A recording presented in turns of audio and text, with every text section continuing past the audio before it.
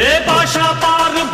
பாரு பட்டாளத்து நடைய பாரு பகை நடுங்கும் படைய பாரு கோட்டு சூட்டு ரெண்டும் எடுத்து கோட்டு நடக்கும் புலிய பாரு அற்றி எரியும் நெருப்ப போல சுட்டெரிக்கும் விழிய பாரு ரத்தம் வேர்வை ரெண்டும் கொண்ட ராஜாங்கத்தின் மன்னன் தானடா